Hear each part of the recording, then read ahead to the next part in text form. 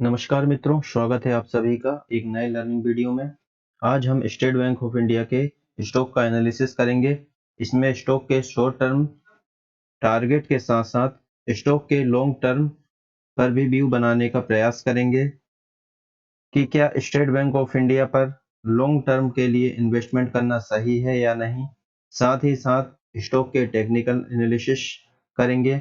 Analysis start करने से पहले सबसे महत्वपूर्ण बात जो है वो आपको बताना चाहूँगा कि इस वीडियो में किसी भी प्रकार की बाय सेल या होल्ड करने की रिकमेंडेशन नहीं है। किसी भी ट्रेड लेने से पहले आप अपने फाइनेंशियल एडवाइजर से अवश्य सलाह लें। आप अपने आप से स्टॉक पर एनालिसिस करें, समझने का प्रयास करें और इसके बाद ही आप डिसीजन लें कि स्टॉक पर आपको बाय करना चाहिए या नहीं करना चाहिए, होल्ड करना चाहिए या नहीं करना चाहिए। इस वीडियो में केवल और केवल मैं अपने अनुभव और अपनी जानकारी के अनुसार आपको कुछ जानकारियां देना चाहूँगा। तो अब हम स्टॉक पर चर्चा प्रारंभ करते हैं। तो सबसे पहले हम यहाँ पे शॉर्ट टर्म पर देखेंगे कि शॉर्ट टर्म पर हमारे क्या टारगेट निकल आ सकते हैं, क्या व्यू होना चाहिए। तो सबसे पहले मैं यहाँ पे weekly candle stick chart pattern लगा लेता हूँ। तो यहाँ पे हम देखेंगे कि वीकली चार्ट पर यहाँ पे आप देखिए 4 वीक से यहाँ पे एक कंसोलिडेशन फेज पे स्टॉक था, ये देखिए। और यहाँ पे इस फ्रेश का यहाँ पे हमें एक ब्रेकआउट एक बहुत अच्छी बुलिश कैंडल के साथ यहाँ पर देखने को मिला है। तो ये हो गई वीकली। इसके बाद हम यदि यहाँ पे डेली चार्ट पैटर्न लगाएं तो सबसे पहले हम यहाँ पे डेली चार्ट पैटर्न लगा लेते हैं। अब डेली चार्ट पैटर्न पे आप देखिए कि काफी समय से यहाँ पे आप देखिए 4 वीक से ये कंसोलिडेट फेज पे था। यहाँ पे 2 बार रेजिस्टेंस लेने के बाद हमें एक अच्छा ब्रेकआउट यहाँ पे देखने को मिल रहा है। इस कैंडल के द्वारा हमें यहाँ पे एक ब्रेकआउट देखने को मिला। अब ये कैंडल मैं यहाँ पे मार्क कर लेता हूँ। ये जो कैंडल हमारी है वो 8 सितंबर की कैंडल है जिसने इसे यहाँ पे ब्रेकआउट दिया है। अब यहाँ पे हम देखते हैं कि यहाँ पे पैटर्न क्या बन रहा है। तो अगर हम टेक्निकल एनालिसिस की बात करें तो यहाँ पे आप देखिए कि यहाँ पर हमें डबल बॉटम पैटर्न देखने को मिल रहा है। और डबल बॉटम में ये जो पहला बॉटम है और ये दूसरा बॉटम है, जो दूसरा बॉटम पहले बॉटम के ऊपर है, मतलब हायर हाई का फॉर्मेशन हो रहा है। जब भी स्टॉक एक बुलिश ट्रेंड में होगा तो इस प्रकार से हायर हाई का बनाते हुए आगे जाता है। ये हो गया हाई, ये हो गया इसका दूसरा हाई, ये लो हो गया, हायर लो भी बोल सकते हो आप। ये जो लो होगा यहाँ पे वो ऊपर होता है। तो ये देखिए पहला लो है और ये दूसरा लो है। तो ये एक पहचान होती है जब स्टॉक एक बुलिश ट्रेंड में आता है तो हायर लो और हायर हाई के फॉर्मेशन के साथ ट्रेड करता है। तो यहाँ पर हमें देखने को मिला कि डबल बॉटम फॉर्मेशन बना है। अब डबल बॉटम फॉर्मेशन के साथ साथ जब डबल बॉटम होता है उसे हम दूसरे रूप में डब्लू पैटर्न भी कहते हैं। तो यहाँ पे यदि आप देखें तो यहाँ पे हमें एक बहुत अच्छा डब्लू पैटर्न देखने को मिल रहा है। और इस डब्लू पैटर्न में ये जो था इसकी नेकलाइन थी और इसके नेकलाइन का यहाँ पे हमें एक ब्रेकआउट देखने को मिल रहा है। तो इसके आधार पे जो हमारे टारगेट निकल के आएंगे वो टारगेट हमारे क्या निकल के आ सकते हैं, इस पे भी बात करेंगे। तो यहाँ पे नेक ये जो डब्लू पैटर्न का जो लेंथ होती है, डिप होती है, इसे हम मेजर कर लेंगे और इसे हम इसके नेकलाइन पर शिफ्ट कर देंगे। तो यहाँ से हमारे जो टारगेट निकल के आएंगे वो हमारी लगभग 4.8 से 80% के साथ 610 रुपए का यहाँ पे टारगेट निकल कर आता है। तो ये तो हमारा शॉर्ट टर्म व्यू था।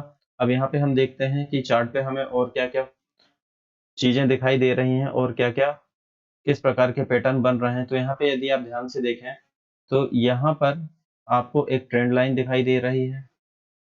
अभी स्टॉक जब यहाँ पे इस ट्रेंड लाइन के पास थोड़ा सा रेजिस्टेंस लेता हुआ भी दिख सकता है।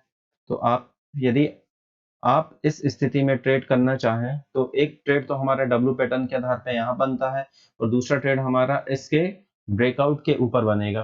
तो अब बात ये आती है कि हमें ट्रेड किस प्रकार से करना चाहिए। तो यदि आपको स्टॉक पर कन्विक्शन हो तो आप यहाँ पे ट्रेड ले सकते हैं या फिर आप ब्रेकआउट का वेट करें। अब आपको कन्विक्शन किस प्रकार से आएगी तो उसके लिए आपको फंडामेंटल देखने होंगे, स्टॉक के फाइनेंस को समझना होगा, स्टॉक के बिजनेस को समझना होगा। तो चलिए इसके अलावा हम देखते हैं कि यहाँ पे और क्या चार्ट पैटर्न बन रहा है। यहाँ पे आप देखें यहाँ यदि हम देखें तो हमें यहाँ पर एक inverted head and shoulder pattern देखने को मिल रहा है, और ये inverted head and shoulder pattern होता है, ये ट्रेंड रिवर्सल होता है। ये देखिए, ये हो गया हमारा लेफ्ट शोल्डर, और ये हो गया यहाँ पर हेड, और यहाँ पे ये राइट शोल्डर, और ये दूसरा राइट शोल्डर। यहाँ से हमको एक गिरावट देखने को मिली, और यहाँ से स्टॉक फिर वापस से यहाँ जा के ब्रेकआउट कर सकता है। तो यदि इस प्रकार की कंडीशन बनती हैं तो यहाँ पे एक हमको बहुत अच्छा टारगेट, बहुत बड़ा टारगेट देखने को मिल सकता है स्टॉक में। और वो जो टारगेट होगा वो यहाँ पे इन्वर्टेड हेड एंड शोल्डर की लेंथ को हम यहाँ पे मेजर कर लेंगे, और इसे हम यहाँ पर नेक लाइन पर शिफ्ट कर देंगे।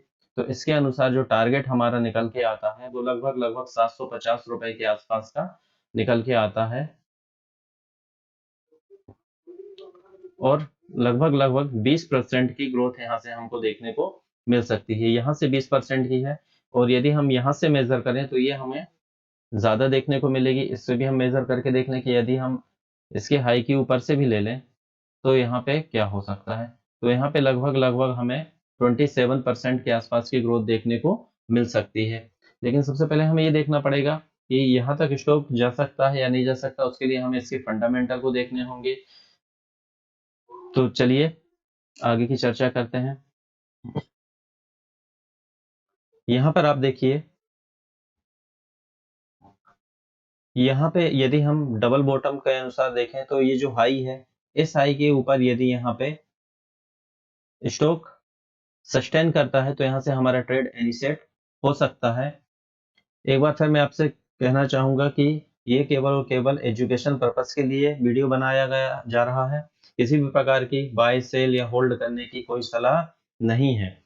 तो ये हो गया हमारा यहाँ पे टेक्निकल एनालिसिस। इसके बाद हम बात करेंगे कि इसके फंडामेंटल किस प्रकार हैं। तो फंडामेंटल की बात करते हैं तो इस यहाँ पर मैं आपको स्क्रीनर पर ले आया हूँ। सबसे पहले हम यहाँ पर देखते हैं state bank of India.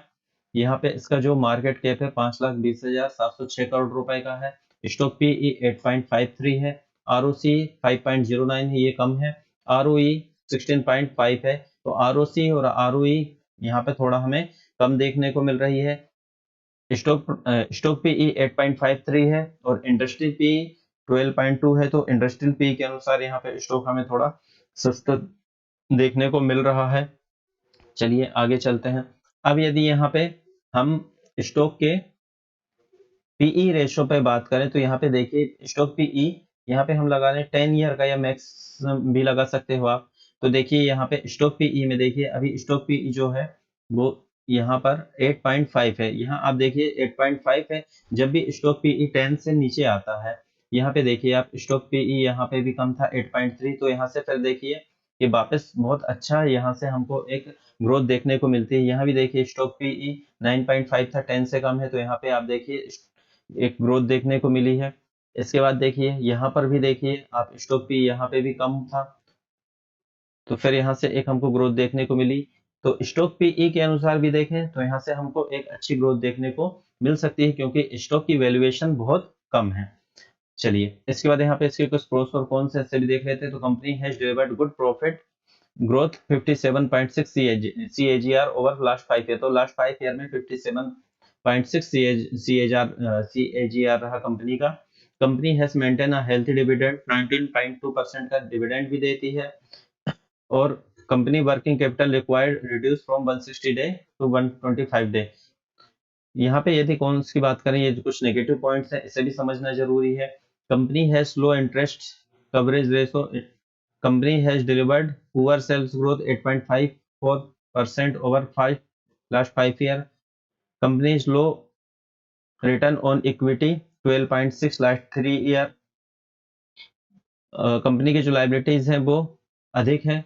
Company में भी कैपिटलाइजेशन इंटरेस्ट कॉस्ट। चलिए आगे देखते हैं। तो ये कंपनी के पीयर्स हैं, यहाँ पे आप इससे भी तुलना कर सकते हैं कि देखिए स्टेट बैंक ऑफ इंडिया 8.53 है, बैंक ऑफ बड़ौदा का 5.88 पी रेशो है, पंजाब नेशनल बैंक का 16.70 है, यूनियन बैंक का 6.03 है। तो यहाँ पे आप देखिए कि पीई रेशो के अनुसार भी यहाँ कंपनी हमें थोड़ा सा स्टॉक हमें सस्ता मिल रहा है।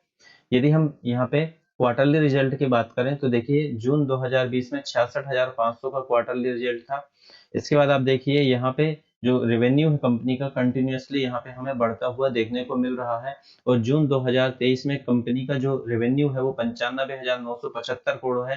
तो अब तक का हाईएस्ट रेवेन्यू यहाँ पे स्टेट बैंक ऑफ इंडिया की तरफ से हमें देखने को मिल रहा है। इसके अलावा हम यदि प्रॉफिट बिफोर टैक्स की बात करें तो यहाँ पे देखिए प्रॉफिट बिफोर टैक्स में भी हमें लगातार ग्रोथ देखने को मिल रही है, और जून क्वार्टर में देखिए 22,796 करोड़ है, जो कि अब तक का सबसे अधिक प्रॉफिट बिफोर टैक्स है। कंपनी नेट प्रॉफिट की बात करें तो कंपनी का नेट प्रॉफिट भी देखिए लास्ट क्वार्टर से थोड़ा कम हुआ है, 16,695, यहाँ सॉरी बढ़ा है, लास्ट 16,884 करोड़ है। तो नेट प्रॉफिट भी कंटिन्यूसली आप देखिए कि लगातार बढ़ रहा है। यदि हम एनपीए की बात करें तो यहाँ देखिए ग्रोस एनपीए कंपनी का देखिए 2.76% है लास्ट क्वार्टर में, और ये आप 4-5 क्वार्टर से आप देखिए तो लगातार ग्रोस एनपीए भी यहाँ पे हमें कम होता दिख रहा है। ये स्टॉक के लिए, कंपनी के लिए, स्टेट बैंक के लिए बहुत अच्छी बात है। किसी भी बैंकिंग सेक्टर के लिए एनपीए ही सबसे बड़ी समस्या होती है। यदि एनपीए बढ़ता है तो यहाँ पे बैंकों में बहुत बड़ी दिक्कत आ जाती है, और यदि एनपीए कम हो रहा है मतलब ये बहुत अच्छे साइन है कि बैंक यहाँ पे बहुत अच्छा परफॉर्म कर रहे हैं। नेट एनपीए की बात करें तो यहाँ पे आप देखें नेट एनपीए यहाँ पे देखिए एक से कंटिन्यूसली थोड़ा थोड़ा कम हुआ है, लास्ट क्वार्टर से थोड़ा बढ़ा है, लेकिन यदि हम लास्ट 5-6-7 क्वार्टर भी देखें तो एनपीए में हमें यहाँ पे कमी देखने को मिल रही है, तो ये बहुत अच्छे साइन है। यदि हम रेवेन्यू की बात करें, यहाँ पे प्रॉफिट एंड लॉस स्टेटमेंट में चलें तो कंपनी का रेवेन्यू आप देखिए कंटिन्यूसली बढ़ता जा रहा है। आप ये देखिए कंपनी का जो मार्च 2023 का रेवेन्यू है, ये देखिए ऑल टाइम हाई है, 3,32,103 करोड़ है। यदि हम यहाँ पर प्रॉफिट बिफोर टैक्स की बात करें तो प्रॉफिट बिफोर टैक्स भी देखिए ऑल टाइम अब तक का सबसे अधिक प्रॉफिट बिफोर टैक्स हमें मिला है। यदि नेट प्रॉफिट की बात करें तो नेट प्रॉफिट भी सबसे अधिक है। यदि यहाँ पे हम बैलेंस शीट में जाएं और ईयर ऑन ईयर कंपनी के परफॉर्मेंस को देखें तो यहाँ पे देखिए मार्च 2013 से यहाँ पे देखें, या थोड़ा सा और इसको पीछे भी कर सकते हैं हम, मार्च 2012 से देख सकते हैं।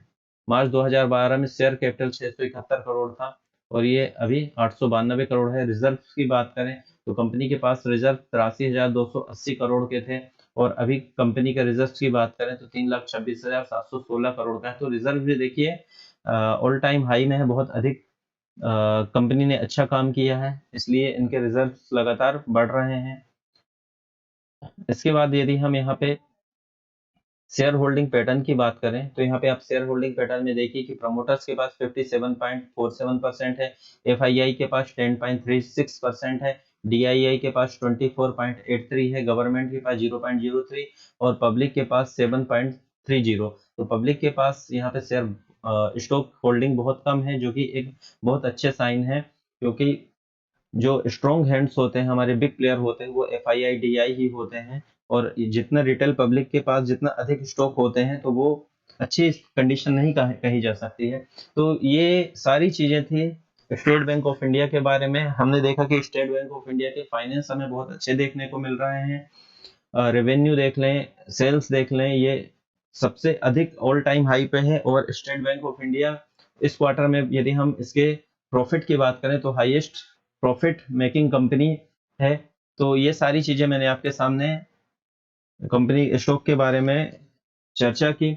अब इस पे आपको अपने व्यू बनाने हैं कि क्या हम स्टॉक पे लंबे समय के लिए इन्वेस्ट कर सकते हैं या नहीं कर सकते हैं, क्योंकि कंपनी के फाइनेंस की यदि हम बात करें तो कंपनी का फाइनेंस बहुत अच्छा है, और कंपनी के बिजनेस की बात करें तो स्टेट बैंक ऑफ इंडिया का बिजनेस भी बहुत अच्छा है। तो अब आपको अपने अनुसार अपनी एनालिसिस से ये तय करना है कि इस पे हम लंबे समय के लिए इन्वेस्टमेंट कर सकते हैं या नहीं कर सकते हैं। किसी भी प्रकार का यदि आपको कोई डाउट हो तो आप कमेंट में अवश्य पूछिए। धन्यवाद।